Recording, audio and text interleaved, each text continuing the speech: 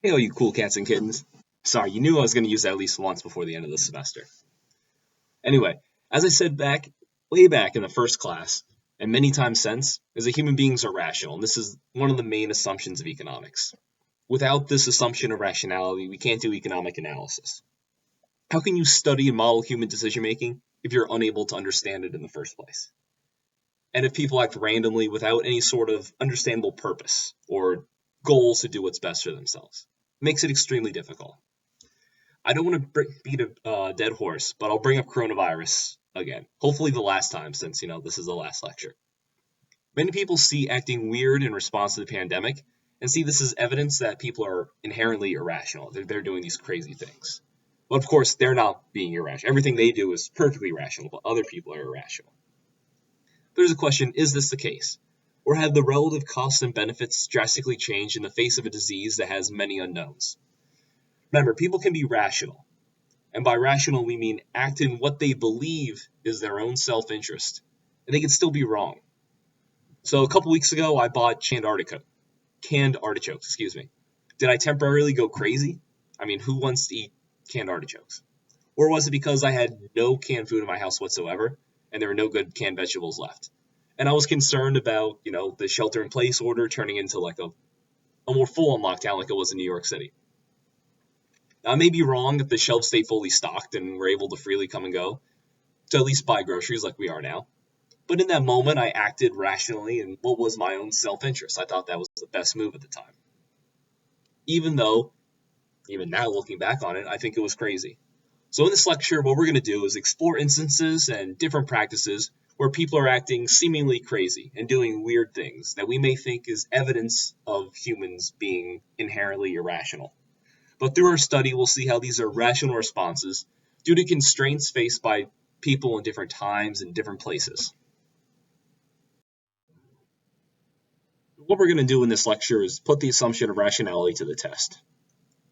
Now, a lot of places in the United States have gone into some sort of shelter-in-place order. There's a few states that still haven't, but most of them have told people to stay in their homes, shut down a lot of what they deem non-essential businesses, and they have, the government resources, the police, whatever, enforcing these edicts. And not everywhere is able to do that. In Indonesia, what they're doing is leveraging this age-old superstition of ghosts to enforce a lockdown. Now, this sounds crazy, right? It's proof that human beings are inherently irrational, that they're being scared by ghosts to stay away and stay in their house during a pandemic, instead of just telling them, this disease is contagious. Now, I'm going to drop coronavirus stuff for a while, and we'll talk about some other weird practices throughout history. And what this will do is hopefully shed light and provide you the tools to understand what's going on here in Indonesia today. What we're going to be doing is extending economic analysis. So the stuff we learned at the very beginning of class, methodological individualism, focusing on the individuals, the incentives that shape their actions, and how they're going to respond to different incentives. Rational actors, so the assumption that people are acting in their own self-interest as they see it, and understanding incentives, both the costs and the benefits of these actions for individuals, and see how they encourage or discourage people to do different things. And we'll extend this from the market, which is what we've studied basically throughout this class, and we'll extend it to non-market situations, so other areas in which human beings make decisions. Now, some beliefs that we're going to study may seem like odd superstitions. There's a lot of these that exist in the world. But in fact, what they are rational responses to problems that are faced by society. So this will be an exercise in breaking down practices and using tools of economics to understand them. Humans are not only rational, but we're incredibly creative problem solvers that are able to use whatever we have available to try to make ourselves and our societies better off. Superstitions are dumb, right? Science is so much better. But tell me about how polygraph tests are any better than superstitions. We're going to start first with gypsy law. Usually, when someone acts out and harms someone, we have the government deal with it. That's the most efficient and effective method that we've determined to solve these social problems. But for some people, some societies, this isn't possible. So many of these societies, instead of using government, they use ostracism. So basically stigmatizing people and refusing to deal with them who behave antisocially. So who wrong other people, who beat them up, a whole host of, bad actions that make society worse off that we want to try to minimize as much as possible. Now, ostracism can work well when people are in close contact with one another and they can observe each other frequently, so they can tell if they're acting antisocially fairly easily. So if someone in your fraternity or sorority, they skip meetings and philanthropy events, you keep track of it, and you do so fairly easily, and then you don't let them go to your parties. Or if you're playing a sport, someone on your team skips practice or they skip weightlifting, you don't let them play in the games. So these can be effective when the observation of others is easy, and government also is not able to because of, whatever situation. Or going to the government would be more difficult or too costly, and it's easier to handle it for individuals on their own. But for some societies, even this isn't possible. These groups are forced to use other methods to ensure that people don't behave antisocially. So gypsies are nomadic people who can't use the government or simple ostracism in order to produce and maintain social order. So gypsy law is very complex and very interesting. It's grounded in unusual superstitions that see unguarded contact with the lower half of the human body as ritually polluting, which we'll explore a little bit more. And this ritual defilement is physically contagious. So if you do something that's ritualistically unclean for the gypsies, and then you, go have dinner with another gypsy, that gypsy now becomes physically impure, or spiritually impure, because they spent time with someone else who was spiritually impure. So we'll go through the Romania, the gypsy law, which is customary and oral, so it's passed down from one group to the next over time. This developed over a long period of time.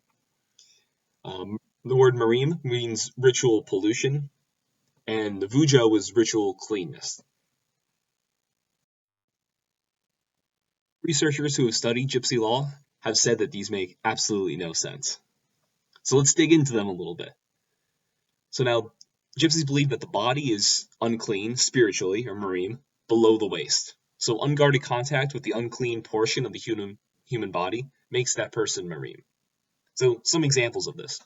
Women's skirts and clothing around the lower half of their body, and men's clothing around the lower half of their body, are considered marim because they're in contact directly with the lower body. But this leads to some very weird situations where a woman walking in front of a seated man, such that her genital area passes in front of his face, will pollute him too. Or if a woman walks over a man on the floor above, it has the same exact effect, making him marim. When preparing food, women have to wear aprons to block their skirts from polluting the food. And sex is an extremely delicate affair for the gypsies, because it involves physical contact between two unclean lower halves.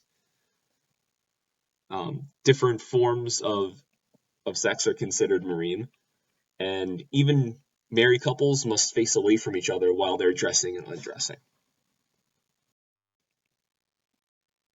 As you can imagine, for someone following gypsy law, the hands are very tricky because they negotiate the body's upper and lower halves. The upper half of the body, including the head, is the clean area, and the head is the cleanest area of the human body, while below the waist, the genitals are the dirtiest area of the human body.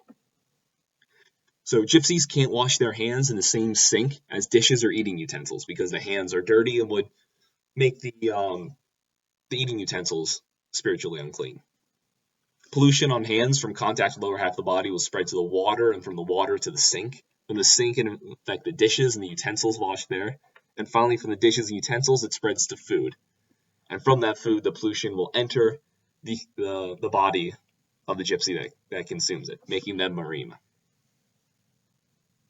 Even if you wash dishes in the wrong sink or with the wrong sponges that were used for cleaning, hands at a different time, that sets into motion the entire marim chain of events to make the gypsy marim.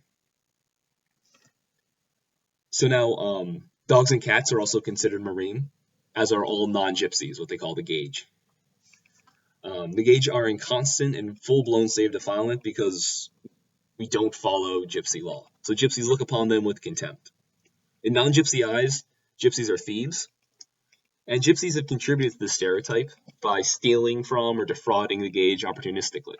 Now for gypsies, this is morally proper, and using one's cleverness to relieve a gauge of his money or property is a virtue instead of being a vice. But gypsies have to try to avoid all unnecessary contact with the gauge unless that gypsy becomes Miriam themselves.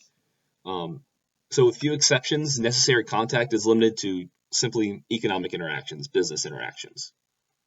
But even there, gypsies have to be on guard. So for example, the gypsy fortune-telling business, the offici, gypsies cover their seats with a protective slip to prevent the marine from the gauge from polluting them. If a gauge has to come into like a gypsy's house to visit them, they won't allow them into the living space. They have they're allowed in like the little room in the front that they have to clean up afterwards, and they have a special chair if they're expecting to receive the gauge that only someone who's a non-gypsy can sit in, so that way they don't get spiritually polluted by the outsider coming in. Now, gypsies cannot rely on state institutions to enforce their contracts. One reason is because of how often they move around. Another reason is that the Vlax Romana commonly engage in inter familia, vista, and nastia, the three different levels from family to extended family to all the gypsies in a certain region. Different levels of cooperation. They'll pull resources together to operate a fortune-telling business. They'll work together in teams, like tinning roofs or tarmacking. But they often restrict competition in their fields of work, so they'll collude together the different families or vistas or even nastias. So these are typically not enforced by governments, these collusive agreements. So they're unable to use that route in order to enforce these. Now, other societies that aren't able to rely on government will rely on ostracism, a private mechanism to enforce social order. But this can only function when most of society can observe individuals easily and communicate with each other easily. So if a large fraction of society can monitor other members' behavior, again, easily and cheaply, they can then learn about whom to punish easily. So in this case, the rule breaker status is known publicly, and socially coordinated punishment, everyone deciding and agreeing upon that they need to punish that person through boycott, is possible. Only a few individuals can cheaply monitor other society members and learn about who they need to punish. Then communication becomes important to make ostracism effective.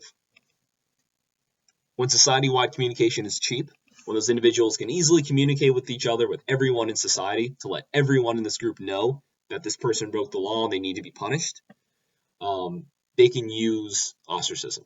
When it's difficult to communicate across the entire group, ostracism becomes impossible. Because gypsies live in traveling caravans, this makes it extremely expensive and difficult to communicate with one another. So what the gypsies do is they turn to superstition. In order to prevent these antisocial practices, they turn them into spiritually forbidden practices. So it's not just something that will harm you in this life if you get caught. It's something that no matter what will harm you, in the next life. It will harm you spiritually.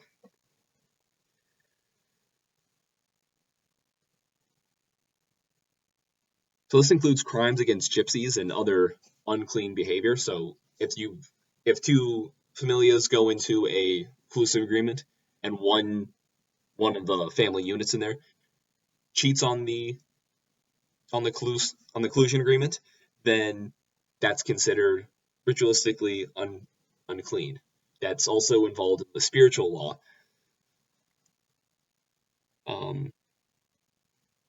So this is going to require a strong religious belief in this superstition if it's going to be able to work. When nearly all the population believes in a superstition, they'll all abide by it. When you start to see the belief in the superstition wane, that's when this breaks down and it's not possible.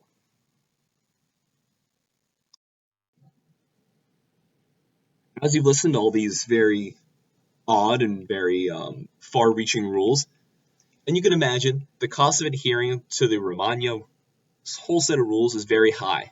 So what this does is it screens out weak believers. So only those who are, committed and believe in this stuff are going to be willing to follow it and take part in gypsy society. So gypsies leverage the Romagna's superstitions to enforce the desirable behavior in their societies when conventional institutions like ostracism and the government are unable to do so.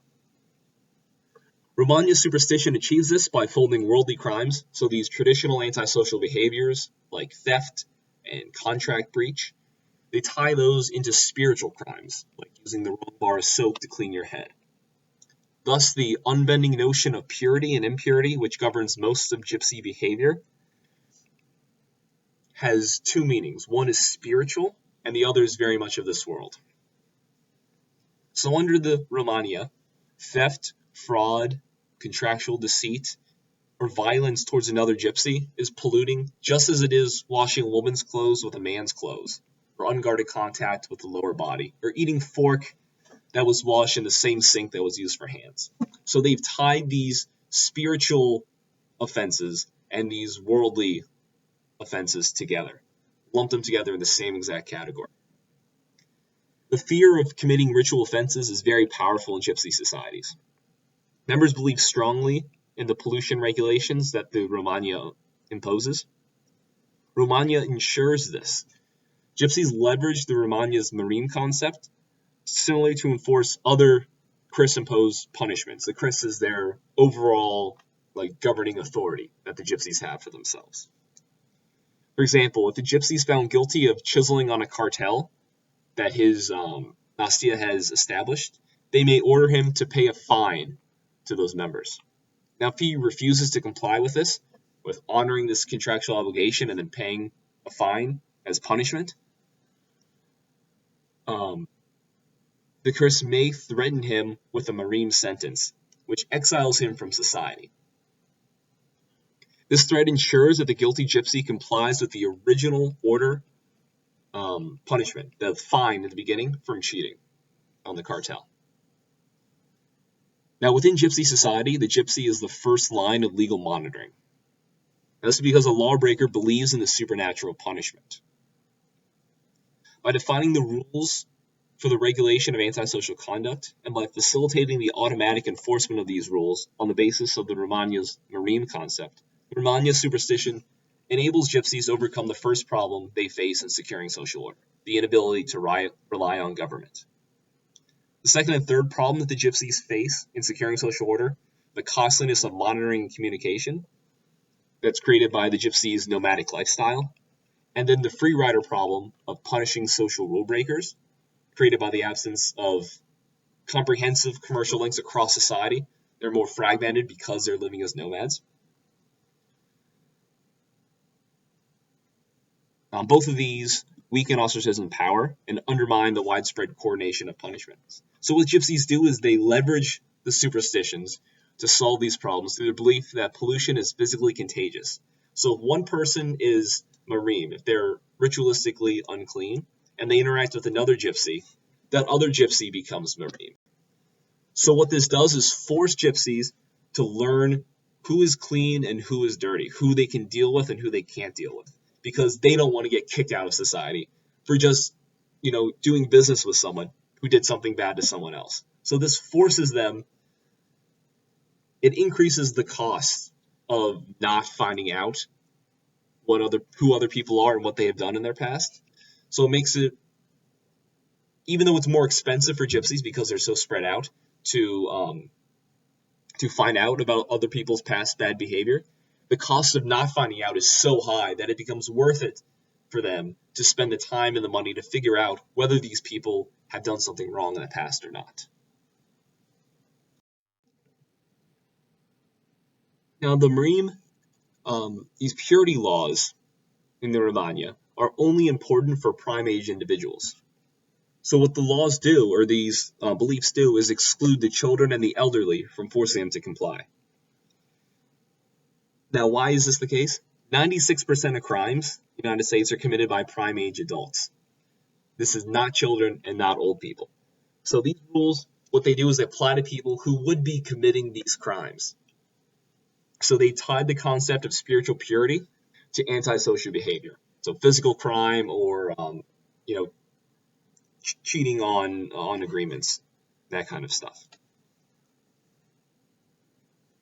If these were laws or these superstitions were, part of like a legal code or part of their solely like a religious idea, that's where they came from originally, you would expect children and the elderly to be included in these rules, that everyone would have to abide by them in order to enter the afterlife or to be a good person or whatever the requirements are of this religion. Also, as the belief in superstitions wane by the gypsies, the reliance on the Romagna has been shown to wane. So in the past 50 years, like pretty much all religions, the belief in the Marima has greatly diminished among gypsies. So in the period that the Romagna superstitions have eroded, gypsies increasingly have substituted away from the Romagna toward their host society's government for the purpose of settling these disputes. Now, many gypsy interactions are unenforceable in state courts, like I mentioned in the beginning. However, for those gypsy interactions that are enforceable in state courts, gypsies have begun to use these courts as venues through which they might, be able to support social order. For instance, in California, and I think it was the 90s or the 2000s, the gypsies tried to integrate some of the rules from the CRIS into California legal system that would oversee the gypsies. So this is evidence that these superstitions are solutions to the problems that gypsies face, rather than being a religious belief or something created to by the elites to look down upon the lower gypsies. What it is to solve the problems they're facing, and how do you stop antisocial behavior and encourage good behavior. Obviously, it'd be much less costly to not have those complex spiritual purity rules. I went through several minutes of crazy things, and there's still far more rules that I haven't mentioned. But because they can't rely on other things, this was the best sort of thing they could come up with to be able to enforce laws that prevent antisocial behavior. How do we catch criminals today? If you watch Law & Order, then you know they use DNA, fingerprints, cameras, phone records, other scientific methods to find suspects. Today we have many tools that make identifying and catching criminals very easy, but in the past it was much more difficult. I think it goes without saying, but since they're paying me, I'll say it anyway. It's important for societies to find and apprehend criminals in order to keep crime as low as possible. If you're a loser like me who watches 30-year-old crime TV shows, you can see how much police technology has increased to catch criminals, and it's changed dramatically over the past couple decades. But for a long time, this wasn't possible. They didn't have these tools to apprehend criminals, so they were forced to design other methods.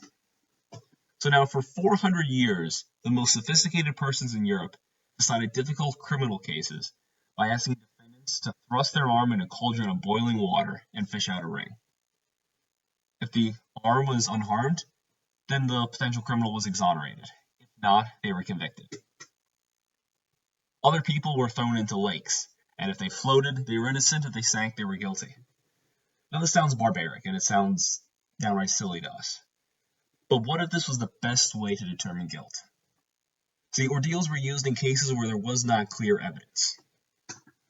A quote from the Times: "Let doubtful cases be determined by the judgment of God. The judge may decide that which they clearly know, but that which they cannot know shall be reserved for divine judgment." So between the 9th and the 13th century, when they didn't have clear evidence in a case, they would turn to ordeals. Now remember, in the Middle Ages, religious and political institutions were tied together very strongly. For ambitious sons who were not the firstborn, and so they could not inherit the feudal estate, the church was the only way to rise up in the world. So you had a lot of connection between the church and between the different states in Europe. Now, ordeals centered on a medieval superstition called Iudicium Dei, or the Judgment of God. There were two types of ordeals. There were hot and cold ordeals. Hot ordeals, an individual would plunge their arm into a boiling pot of water and remove a stone or a ring. In a cold ordeal, an individual was bound and thrown into cold water, and they either floated or sunk. But there's a problem with ordeals. Obviously, we'd imagine that anyone undergoing these ordeals would be found guilty. However, ordeals exonerated the persons instead. Boiling water somehow rarely boiled people who plunged their arms in it, and burning iron rarely ever burned the persons who carried it. ordeal outcomes were miraculous, but they weren't miracles caused by God in this case. They were miracles of design itself. There are plenty of other methods to try to get the truth out of people accused of crimes. One such way that was fairly common throughout history is torture. But there's a problem with using torture to elicit confessions. You can't trust what the people say. As David Vito said in It's Always Sunny, after torturing his daughter, I got Dee to admit to shit that she never did. So ordeals pose a serious problem if you're really trying to find out who committed the crime. Now, it's easy for us today to dismiss ordeals as irrational customs from the Dark Ages, caused by, their own ignorance back then. But they were able to serve a very useful purpose for these societies. What ordeals did was, in effect, separate the guilty from the innocent. If a defendant confessed or if a reliable witness testified against them, then the court would convict the defendant without an ordeal. But if there was no clear-cut evidence, they would turn to the hand of God. According to medieval Christian belief, if priests performed the appropriate rituals, if they went through a very specific mass and prayers, God would reveal the individual's guilt by letting the boiling water or the burning iron harm them, or making the holy water reject their guilty bodies. And it would reveal their innocence by miraculously saving their limbs from harm, or accepting their guiltless bodies into the blessed pool. So now the guilty, they believe that they're going to be harmed by the ordeal, and they're still going to be punished afterwards. So for them, it's less costly to just confess to the crime than to both suffer the ordeal and suffer the punishment afterwards. Now for the innocent, they would not be harmed because of God's intervention. Now this belief was persistent in medieval Europe, that God would actively intervene in these cases.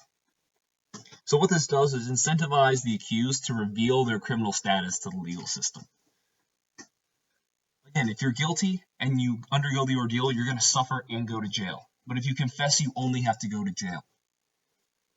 So because there's less punishment, if you're guilty and they charge you with a crime, it's better for you to just go ahead and confess. So through this, individuals reveal whether they confess or whether they're willing to undergo the ordeal. They reveal whether they're guilty or innocent. But let's turn to how ordeals were actually administered. And that's part of the reason that ordeals separated the guilty from the innocent, and some of the ways that the innocent were not harmed by the ordeals. So if you think about it, people lived in small communities at the time. In these small communities, the priests were local leaders, and they knew pretty much everyone. They knew the members very well. They knew what was going on in the community. So the priest can fix the ordeal so that the innocent defendant is unharmed. If they know, oh, this is a good person. I know Bill doesn't have a problem with Ted, even though Ted came up murdered and Bill got accused for it. The priest can do things so the water, doesn't boil as hot, so that the accused individual who's innocent doesn't have to suffer from it. So here's a quote about how the ordeals happen. Concerning the ordeal, we enjoin the name of God, and by the command of the Archbishop and all our bishops, that no one enter the church after the fire has been brought in, with which the ordeal is to be heated, except for the priest and him who is to undergo the judgment.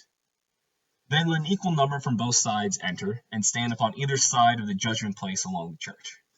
And no one shall mend the fire any longer than the beginning of the hollowing, but let the iron lie on the coals until the last collect. And let the accused drink of the holy water, and then let the hand with which he is about to carry the iron be sprinkled, or so let him go to the ordeal. So in this, we see the priests had a lot of latitude to manipulate the ordeal itself. Before it started, they were in there alone with the accused, and they had time to talk to them. Again, more time to elicit whether they were innocent or guilty, just by their conversation with them. Then the priest is the one who heats the fire. The people from both sides, they stand on either side of the church, along the side, so they're pretty decent distance away from the fire itself. So again, they don't have a perfect view of how hot it is. No one besides the priest shall mend the fire, and they don't touch it after the beginning of of the blessing of the actual service or mass itself. And then the priest is not contained in this quote, but the priest has the latitude to talk for as long or for as little as they want. So they can go on praying prayer after prayer after prayer, letting the fire slowly burn down, so that way the hot iron isn't quite as hot. Then they sprinkle the accused's hands with holy water, and again, they can, instead of sprinkle, they can just douse it in holy water. They can put as much holy water on there as they want. So the priest has quite a bit of latitude to be able to make the ordeal as painful or as unpainful as possible, depending on what they think the individual's guilt is. Now, I do want to note, being a Catholic and teaching at Catholic University, the doctrine of in persona Christi in the Catholic faith is not inconsistent with this Iudicia cleric, the cleric having such a hand in determining innocent or guilt. Because in sacraments and religious ceremonies, the priest acts in the person of Christ. They're the vessel through which Christ speaks to the church. So them making the decision in this case is consistent with Catholic teaching. So it's not so much priests on the sly, deciding what they want to do in like an underhanded fashion. This slide, like I mentioned on the last slide, this just lays out all the different ways that the priest had latitude to make it much easier on the person undergoing the ordeal. Because the purpose of ordeals, obviously, if you have innocent people, that they're the only ones willing to undergo the ordeal, you don't want it to burn them. You don't want them to be determined guilty and harmed by the ordeal. So the priest would do whatever they can to manipulate or to design it so that the innocent person undergoing the ordeal ends up not being harmed. Now remember I said there were hot water and there were cold water ordeals. So who went to a hot water ordeal versus a cold water ordeal was also done so that people would be declared innocent from these. So men have a lower body fat percentage than women. That's how their bodies tend to be comprised. The average lean male has an 80% chance of sinking during an ordeal, and the average lean woman, has about a 40% chance of sinking. So if cold water ordeals were used for men, then they would exonerate those who underwent them. So we would expect men to be sent to cold ordeals and women to not be sent to cold ordeals, so that the men would be let off, and the women going to hot ordeals can be let off that way. So these cold ordeals were manipulated not by the actual ceremony itself, like the hot ordeals, but they were manipulated based off of who was sent to them. Alright, so I spent the last few minutes laying out a pretty interesting theory, but is there any evidence to back this up? Is there any proof that what I'm saying means anything, or were they truly backwards, superstitious, what we think of, people living in the Dark Ages? If my theory is correct, well, this is my theory, it's other people's theory, but the theory I'm using is correct, the evidence on ordeal outcomes should point to plenty of priests doing the ordeal fixing. So most probans, which is what they called the accused at the time, most of them should be exonerated, even though in reality someone undergoing these ordeals should not. So there's a few records that survive to this day that historians were able to look at concerning ordeals. So at the Basilica Nagavarad, I think I definitely butchered that name, from AD 1208 to 1235, there were 208 cases that used ordeals. 130 of the probans were declared innocent. That's 62.5%. So, as P. Leeson says, unless 2/3 of priests did not understand how to heat an iron, this suggests some sort of rigging. There was also the plea rolls from the English royal court from AD 1194 to 1219. 19 probans underwent ordeals through that time.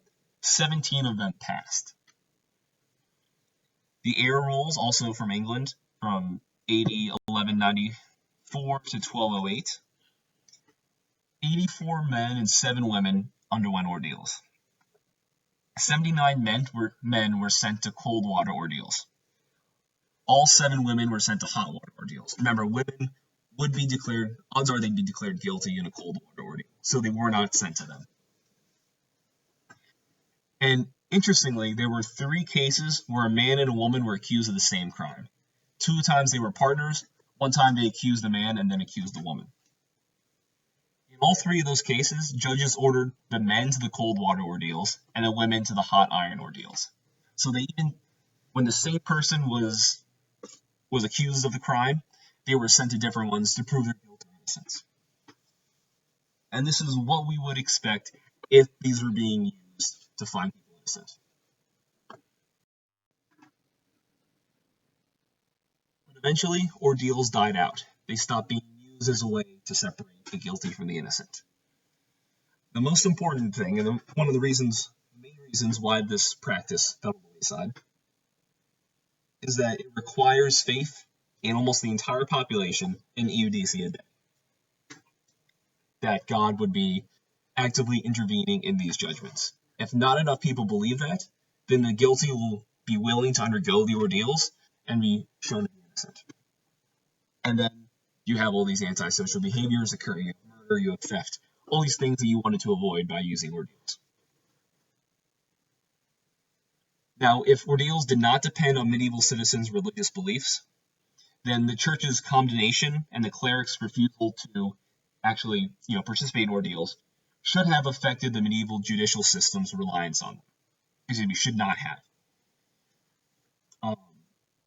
Although the religious trappings that used to frame ordeals would no longer be involved, you would think that if it didn't involve religious beliefs, that secular judicial systems could step in and continue using the same things, so using the boiling water, the iron, or the dunking in pools. If citizens' superstition wasn't important to how these functioned, then the religious trappings, the saying the mass around it, the priest blessing it, invoking God, would not have been missed. And they would have continued just with the secular society using it. It would have continued just as they did before. And what happened with the Fourth Lateran Council in AD 1215, they banned the use of ordeals. Now, within 5 years, most European areas banned the use of ordeals. All the secular judicial systems in Christendom at the time began abandoning ordeals after the Catholic Church refused to take part in them. Denmark prohibited ordeals in the following year, England in 1219, Scotland in 1230. Italy ended them in 1231 officially, but a lot of Italian towns had already abandoned and stopped using them by then. Norway, Iceland, Sweden, they all stopped. France never formally abolished them. They never declared that they would stop using them, but the last ever mention of one is 1218, so right after the church's ban. Now, the Fourth Lateran Council also banned trial by combat. Trial by combat was used in Norman England to settle property disputes, where they would literally fight to see who got to keep the property if there was a dispute between 2 people. Now, trial by combat did not require belief in EUDC a day. There was no religious association with it. And what we see is in Norman England, trial by battle occurs for another, I think, 200 to 300 years. Although there was a court case, I think it was like 2006, some guy got pulled over for speeding, and he said trial by battle is still on the books, so I want trial by battle. But the English court system refused to allow him to do it. The ordeals were used because they did not have the technology to catch criminals. So if they didn't have a clear witness, or if someone didn't immediately confess, they would have to go to ordeals. They leveraged a superstition, a religious belief, to tie a penalty to it. They said they basically use as a mechanism to sort the guilty from the innocent. If you're innocent, undergo this ordeal and you will be fine. You'll be unharmed. It will prove you're innocent. God will intervene. If you are guilty, you will do it. You will get harmed, and then you will be punished. Or if you confess ahead of time, then you'll just be punished. As long as people believe, there's a widespread belief among the population, then this will work and this will function for a long time. Once the Catholic Church said this is no longer legit, we do not sanction it, people didn't believe that they would be saved if they put their hand in the boiling water. So the practice fell away. But what's interesting is because they did not have the technology, did not have the ability to catch and apprehend criminals and to gather evidence against them, they used this. This was a clever design. It was the next best thing they could come up with to actually using science to catch criminals. Now, there are contemporary analogs to ordeals. We like to think that we're not superstitious, that our society is very scientific, that we're far more enlightened than the people in the past. Granted, we have much higher literacy than we did in the past. We were much more educated than back then, but superstitions still rule. One contemporary analog to ordeals is polygraphs. There's no way to physiologically measure the truthfulness of a person. I claim that you can measure someone's heart beating and it knows if they're nervous, and showing their guilt. But that's not backed up by science. But if people believe that polygraphs are true, then they'll undergo it to signal their innocence. If you know you didn't commit a crime, then you'll be more than willing to sign up to take a polygraph because you know in your heart you're not guilty. So it's not going to provide evidence that you're guilty. So much like ordeals, this is like a modern day ordeal because it separates the guilty from the innocent. Now, this is able to be used because most people still believe in polygraphs. Now, of course, we're more scientific. We use squiggly lines on a piece of paper drawn by a machine instead of hot irons. But it's the same basic mechanism that it'll somehow be able to catch who's guilty and who's innocent. So it separates them. So if someone undergoes it, you know they're doing it because they're innocent. As Pete Leeson, my professor in grad school, who delved into a lot of these topics, he said, superstition's like Jell-O. There's always room for more. Let's move on to another topic, the adoption of the longbow. So now, a question, why did France and Scotland refuse to adopt the longbow? This very simple and easy to produce military technology, when Britain used it to destroy their army for 150 years. It's not like they didn't have the technology or the know-how or the idea to produce it, but for some reason they refused to adopt this efficient and far more effective military technology, and they kept fighting battles and they kept losing to it. In one battle, 15,000 Scots were defeated by 8,000 English soldiers, a lot of them being archers using longbows, and the English only suffered 14 casualties. They were absolutely routed. The Scots were routed by the English, but they still did not adopt the technology for a long time. The longbow was technologically superior to the crossbow, the previous similar, archer's weapon, and it was just as cheap to make. Typically, when we have perfect competition, remember we talked about this before, that first mover advantage, the first firm to get into that industry, their advantage is competed away by new entrants adopting technology or making a product. And this also occurs with military technology. That typically, once one country figures out how to make an automatic rifle, all the other militaries soon after make an automatic rifle. Once one adopts missiles or airplanes, nuclear weapons, we see more and more adopting these. But we don't see this with a longbow. This is pretty much the one military technology throughout history that has not had immediate adoption. This is life and death. You would imagine that they would immediately try to jump on this. So, next couple slides, we're going to try to figure out why this was.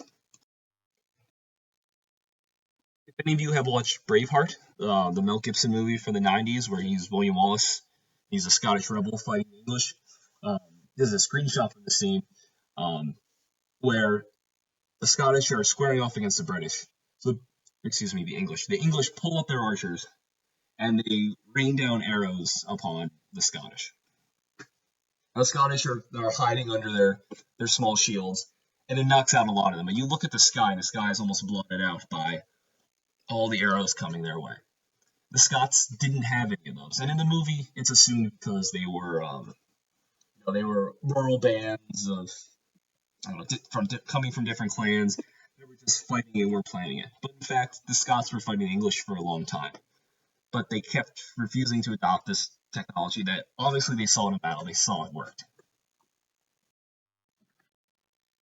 In order for the longbow to be effective, it required a large number of archers. So you had to have a large force in order to have those arrows rain down and blow out of the sky. Because these weren't snipers. They weren't being used to pick one person across the field and pick them off.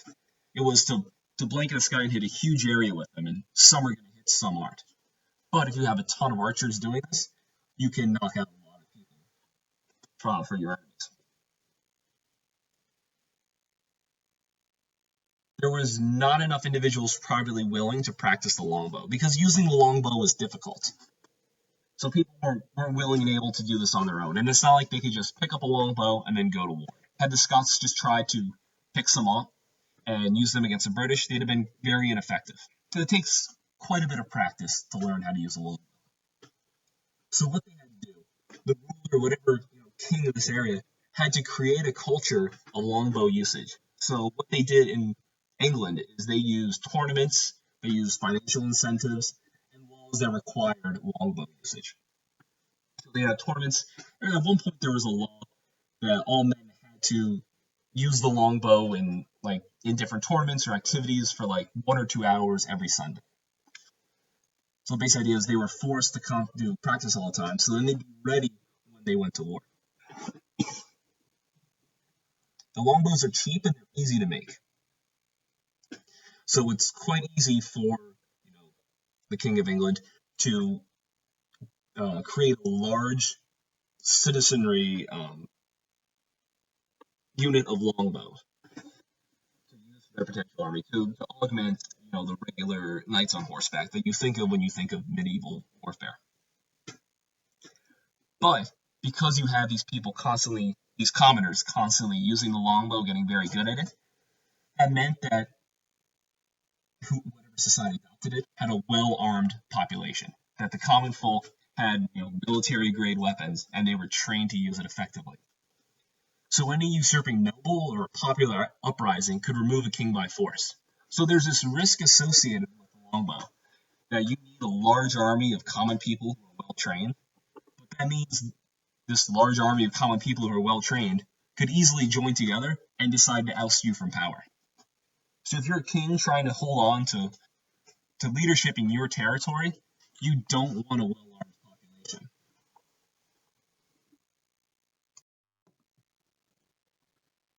Here we have a table of the major battles between England and their enemies during the era of the longbow.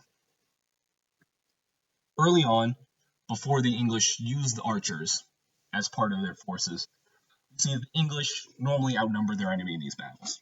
And they were, typically, they were split between the English and the Scots, their nemesis at the time. Now, once the English began adopting the archers and using the archers, they actually needed a smaller force. So a lot of these battles, they're outnumbered by their opponents. So they're fighting in Halidon Hill and Morlick's Neville's Cross. These battles, they have fewer soldiers than their opponents, but because they have these archers, they're far more effective at fighting. So they're winning all these battles. And that was truly the power of the longbow. It turned the English, with using fewer people in general, but a well-trained and large segment of archers, made them an unstoppable military force. And England vastly expanded their territories at the time, and they used this strength to their advantage. While England used this to advantage, you would expect that soon after the Scottish and the French, seeing how effective these weapons were, would adopt them for their own. So in the standard neoclassical model, the basic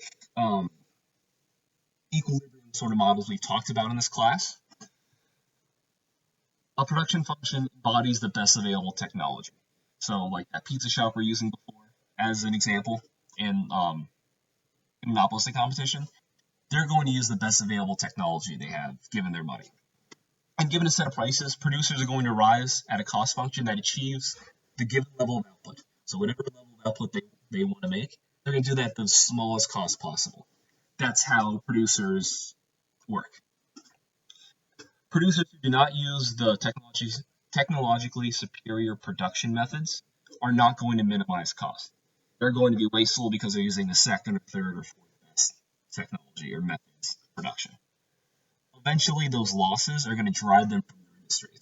Remember, we talked about firms that aren't able to sell at a low enough price because of their high cost. They're going to have to use those resources in areas where it's more needed, where they're able to actually have a profit. So now applying this to military technology, these cost minimizing pressures are typically felt very quickly. So you need to upgrade your technology, use the best possible technology, and do that so you can operate your military effectively and at the lowest cost. So when there's superior technology that's being adopted, usually it's adopted almost immediately.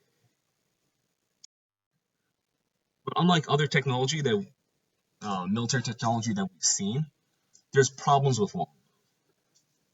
First of all, it takes centralized effort to create a culture of archery. This isn't something that begins on its own. So, like I said, in England, there were laws requiring people to practice archery, even if they weren't in the military, so that they would be ready when the time came. And it took a long time to train archers and develop those skills that were needed to be an effective archery force. But once these archers were trained, and you got over that initial hurdle, so you had this, this upfront cost of creating a culture of archery. Then once they're trained, a usurper could come in and provide cheap weapons to them and lead a revolt against the king. So while you're dominating a battle with a foreign enemy, it weakens the ruler's domestic position. So domestically, the ruler doesn't have as much control over their territory as they would without the longbow. So what does this mean?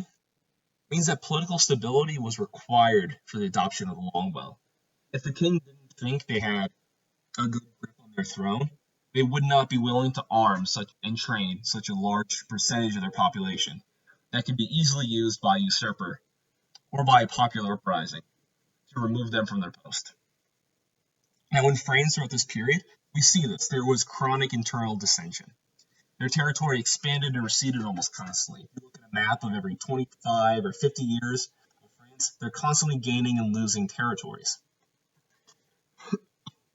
And then, within France, noble lords retained almost absolute power over their fiefdom. They gave very little allegiance to the actual central French king. In fact, most of the areas had basically complete control. They would pay some money in tribute to the king, and maybe send some people to the king's court. That was basically it. They had control over themselves, and the king only had small territory, where he ruled. There were also areas of France throughout this period that were held by England. So the King of England was actually a vassal lord of the French king. So the French king would definitely not want to arm the people in that territory, because the King of England would obviously be a natural usurper to his throne. Not even usurper, there would be an outsider leading an internal revolt. It would be far too risky, so the French would rather lose battles, most likely lose battles, but maybe they squeak out a miraculous victory, than just basically give up their throne to a revolt that's basically sure to happen. Now the Scottish faced similar internal problems. The Scottish were clannish, and there were a lot of warring factions going on. There were Gaelic-speaking tribes up in the north. There were English speakers down in the Midlands. There was a lot more of loyalty to the clan versus the loyalty to some sort of imagined Scotland. There was really no Scotland. It was just groups of people, groups of families within Scotland. During the Great Cause, there were 13 claimants to the throne at one point. So 13 Scots claimed that they were the King of Scotland. One of them was Robert the Bruce, who is a character. He ends up leading the Scottish forces in Braveheart. In both France and Scotland, with their politically unstable situations for centuries, it would have been basically regicide or suicide for the king to adopt the longbow. They would have been basically signing their death warrant and abdicating. In fact, one of the French kings at the time admitted that it would be suicide to allow the populace to be that armed and well trained and just ready for a noble or for themselves to try to overthrow the king. Now, England had its own periods of internal struggle and rebellions, but with the Magna Carta in AD 1225, it began a period of stability. And then with Edward I, he was Longshanks in Braveheart, and ending with Henry IV, there was 100 years of stability, where there were very few nobles claiming the throne. backstabbing, the kind of fun you see on Game of Thrones. Now, this period of stability between Longshanks and Henry IV coincides with the adoption of the longbow. Once the English kings felt safe enough in their throne, they were willing and able to pass laws requiring the usage of the longbow, arming and training a giant segment of the population. When England had some internal conflict, longbow promotion was reduced. The laws were disbanded, forcing people to practice on Sundays and things like that. So, for example, in Richard II's reign, there were a few claimants to the throne then. He was afraid of nobles trying to take the throne from him. So, he tried to make sure there weren't as many people trained to use a longbow. So there were fewer commoners ready to form an army against him. England also did not train their subjects in longbow in Normandy and other French territories because of their tenuous grasp on French territory. They knew they didn't have complete control over that. I mean, they were French. So it was much more difficult for them to keep their hold on that territory. So they didn't want to train them with the longbow and have it used against them. So as I said, individuals are rational. They act in their own self-interest. It may seem like the French and the Scottish were not acting in their own self-interest, that they were choosing the second best alternative. You've got this very simple tool. It's just a longbow. It's very easy. It's cheap to make. Why wouldn't you arm your population so you can win some battles? Well, it turns out they were acting in their own self-interest. They didn't want to be usurped by a noble or have a popular uprising, remove them from the throne and kill them. So actually, it was in their self-interest to continue losing these battles, to have a worse military, because it made them better off. But of course, it made them better off because it kept them alive. So let's go back to our example from the beginning of this lecture. What's going on in Indonesia? Why would they use ghosts instead of law enforcement? Why wouldn't they use the typical ways that other countries are enforcing their lockdown? Now, the president or the leader of Indonesia did not want to use a national lockdown, so they haven't forced people to stay in their homes. But they do want to encourage people to do it. So, why use ghosts? Why not use other tactics? Hopefully, through this section, you've picked up the tool why these superstitions are used to prevent people from doing certain things. How these weird practices can actually be beneficial and be a smart way to handle these problems. So I want you to think on this using these tools. And one of the questions on your final, I'll tell you right now, is going to be use these tools, use these examples, and what's going on in these different cases to explain what's happening in Indonesia, why they would use ghosts instead of other tactics, what could be the possible problems.